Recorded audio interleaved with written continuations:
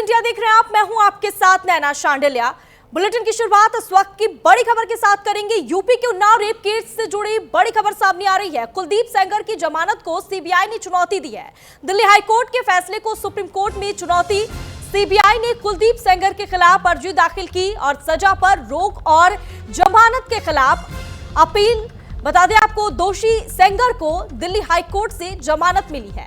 Unnao rape case में कानून प्रक्रिया एक बार फिर तेजी से आगे बढ़ रही है। बता दें आपको, सीबीआई ने दिल्ली हाईकोर्ट के उस आदेश के खिलाफ सुप्रीम कोर्ट में विशेष अनुमति याचिका दायर की है, जिसमें दोषी बीजेपी के पूर्व विधायक कुलदीप सिंह सेंगर की सजा निलंबित करते हुए उन्हें जमानत दी गई थी। यह याचिका शुक्रवार को दाखिल की गई है। सीबीआई की ओर से दाखिल इस याचिका में दिल्ली हाईकोर्ट के फैसले को चुनौती दी गई है। एजेंसी ने सुप्रीम कोर्ट से अनुरोध किया है कि हाईकोर्ट द्वारा सजा निलंबन और जमानत देने के आदेश पर फिर से विचार किया जाए, यानी कि पुनर्विचार करने का आदेश दिया है और इस पूरे मामले में अब शीर्ष अदालत की अंतिम निर्णय करेगी। बता दें आपको, हाल ही में दिल्ली हाईकोर्ट ने उन्नाव रेप केस में कुलदीप सिंह सेंगर की सजा निलंबित करते हुए उन्हें जमानत दी थी और इस फैसले के बाद यह मामला फिर सुर्खियों में आ गया और सीबीआई ने इस आदेश के खिलाफ कानूनी लड़ाई जारी रखते हुए सुप्रीम कोर्ट का रुख किया है। एजेंसी का मानना है कि इस आदेश से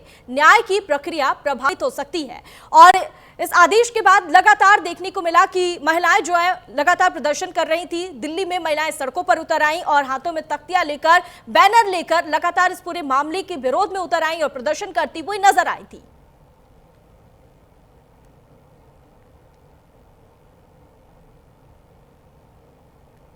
उन्नाव रेप केस से जुड़ी ये बड़ी खबर सामने आ रही है।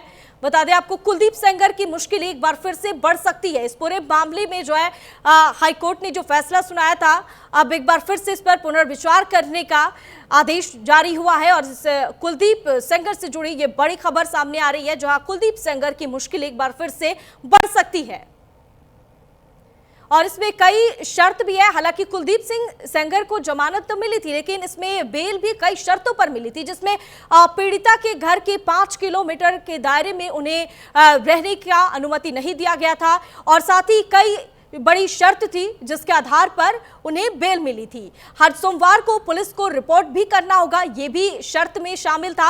आपको ग्राफिक्स के जरिए हम समझाते हैं कि किन शर्तों के बेस पर उनको बेल मिली थी। पीड़िता या उसकी मां को किसी भी तरह से धमकाने या प्रभावित करने की कोशिश ना करे, एक ये भी शर्त था। इसी शर्त पर कुलदीप सिंह सेंगर की जो बेल है वो हुई थी। साथ में यह भी था कि किसी भी शर्त का उल्लंघन करने पर जमानत रद्द कर दी जाएगी और यह भी एक शर्त में शामिल था।